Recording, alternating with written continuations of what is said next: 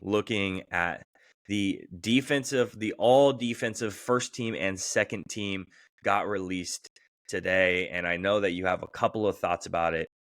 Real quick, just going over it if you missed it, the second team selections were Alex Caruso, Jalen Suggs, Derek White, Jaden McDaniels, Drew Holiday. And then the first team selections were Defensive Player of the Year, Rudy Gobert, Victor Wembanyama, Bam Adebayo, Herb Jones, and Anthony Davis. So thoughts about this, Snubs? I know that you probably have one right off the top, but what were your biggest snubs if you have any? And then what are your thoughts about the all defensive first team and second team? I don't have too many thoughts on the all defensive NBA first team. I know Draymond Green does because he thinks Rudy Gobert is a trash can, but I don't know. I think these all NBA teams are always such a popularity contest. I'm gonna go out of my way and say that I think that the person that leads the NBA in steals should be on a team somewhere. Yeah. That's going to be De'Aaron Fox. He wasn't.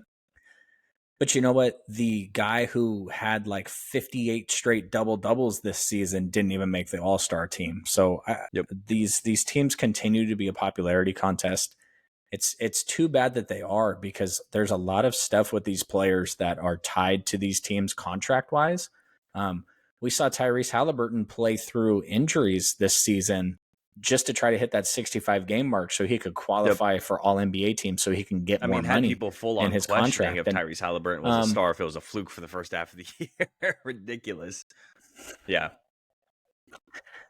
Yeah, and I think, I mean, you know, the old heads, the old crew, namely our pappies, they would say, well, good, you should play through the injuries and play every game you can. And I'm not actually gonna, I don't necessarily disagree with that, but tying a fan, and I mean, all NBA teams are not fan votes, but tying your contracts and your earning potential based off of things as frivolous as a all NBA team, I just think is wild. I think that's something that's going to be negotiated out of the next CBA for sure.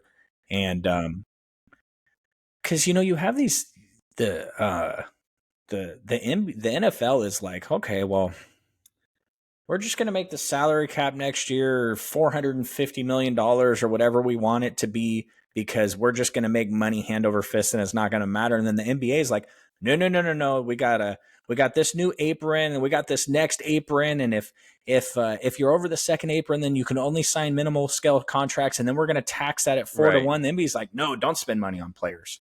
So it's only getting harder and harder. And so when you want to reward your own players, and then it's being tied to things like all NBA awards, it's wild. You know, for perfect example, every team in the NBA can offer Malik Monk more money next year than the Kings can, because of the way the bird rights and all the other stuff breaks down. And I'm not going to sit here and pretend to be a salary cap expert. I know way more about the NFL salary cap than I do the NBA, but some of this contract stuff regarding these all NBA teams is just wild. And I know none of it's the all NBA defensive team, but De'Aaron Fox led the league in steals. Why is he not on the goddamn team? Looking at people who just merely missed the list just by a little bit. Lou Dort just missed the second team by 2 points, while his teammate Chet Holmgren finished 13th overall in voting. Kawhi Leonard was 12th. Jarrett Allen, Shea, Giannis, and Kentavious Caldwell-Pope were all in the mix as well. What's something interesting about Giannis is he missed it by a pretty significant margin, and he was also 9th in Defensive Player of the Year voting. So I would almost consider Giannis maybe a little bit of a snub. Another thing to kind of take a look at too is all of the first team is all like forwards and centers, while the second team is all guards. So a couple of things that I just want to put my thoughts out there about the All-NBA for this year is I'm really glad that Jalen Suggs is getting a lot of recognition. I think that this gives him more than just, oh yeah, he's a really hard-working, scrappy player who gets the crowd really pumped up. No, he's also an All-NBA second team, all-defense second team player as well. So he's not just the scrappy guy who's in there. He's also a very good defensive guy. So I was a little bit worried there for a minute that Herb Jones wasn't going to get that first team. So that was one thing that immediately popped in my mind when I got the notification on my phone. Luckily, they didn't mess that one up at all. Some Timberwolves fans that I've seen have been not super duper happy about Jaden McDaniels getting second team. I know Jaden McDaniels is the meme of the past couple of weeks. They got KD, but we got Jaden McDaniels. So I know that's the whole thing right now. He's a great defender, but there's nobody off this first team that on this first team I would take off. Not Rudy, not Victor, definitely not Bam. I'm glad he finally got a first team. Definitely deserves it. Definitely not Herb Jones, and then definitely not Anthony Davis as well. So all those guys deserve the first team. That second team, all defensive selections are so difficult to get into because there's so many guys behind him. Guys like De'Aaron Fox, guys like Lou Dort, Kawhi Leonard, Giannis, Kentavious Caldwell-Pope. There's a lot of really good defenders in the league, and they just can't sneak into that second team. So that's usually where all the scrappiness ends up happening. So I think the first team is great, and I think it's pretty much perfect. I don't know where you slide certain guys off to slide other guys on. So really, really one of the more difficult selections, I think, out of any of the all-NBA stuff. So, yeah, I mean, this is the conversation every year.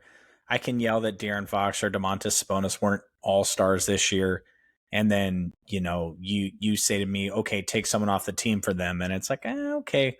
Same thing here with the all NBA defensive team. De'Aaron Fox should be on the team. Full stop. I believe that to my core. Tell me who I'm taking off. I can't really give you a name. Caruso's a really good defender, and it's hard to even quantify defense because if you go to if you were just to Google players, if you wanted the top defensive players of defensive rating, who's on that list is Domantas Sabonis. And spoiler alert to anyone watching, I'm a massive Kings fan.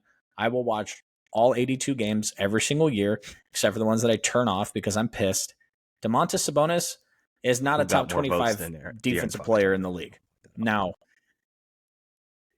you know why though is because he shuts Anthony Davis down. He does really great against Jokic. You know what I mean? It's because I think it's probably just an effort thing for him. Probably when he's got something. But you know who baked him a batch of cookies and fed it to him a couple times this year? I'm not even going to say his name because the comment section will be mad at me. But baby Sabonis down there in Houston. Or Sengun. Or I'm glad you said the first name. So I wasn't going to say one or the other. Most people know Sengun, but some people say Shingun. The second coming of White Mamba is what I'm going to call him. I have a question for you about the all defensive team because I think this is interesting. Lou Dort just missing the list. Chet being about 13th. Shea not getting is a little bit further down on the list as well. How much do you think national broadcasting affects some of this voting here? Anthony Davis gets a lot of press, right? Obviously, you can't really take an argument for Victor or Rudy because those are the top two defensive player of the year candidates, head to head with each other. So when looking at those guys, obviously you can make an argument for, the Celtics, Derek White, Drew Holiday, we get a lot of national coverage as well. So like you said, most likely it takes a lot of this should be taken into consideration is that national coverage. The Thunder just did not get that national coverage this year at all. No, listen, you can listen to these guys the way they talk about the players, these national broadcasters, the way they talk about them.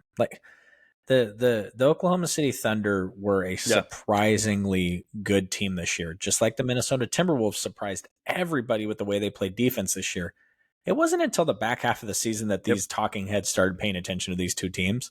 The other flip side to that, I will tell you though, when you're talking about Dort, when you're talking about Holmgren, when you're talking about Shea,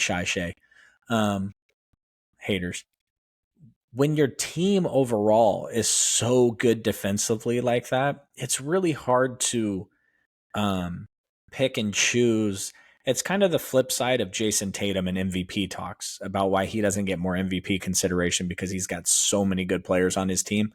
When your team is so good collectively defensively, it's hard to, the Minnesota Timberwolves defensively this year, you could put 4 of their players on the list. You just, you don't do that. And the other thing is I think that Dort, he has gotten his flowers in the past about how good of a defender he is. Holmgren is going to be somebody who probably, if he continues this on to a next year, is going to debut on the list and not come off the list for many years. Same thing with Wimbiana. You know, Victor Wimbiana and Holmgren are going to be mainstays on this list probably for the next 3 to 7 years, I'd say. So, but there always seems to be that, you know, it was like Damian Lillard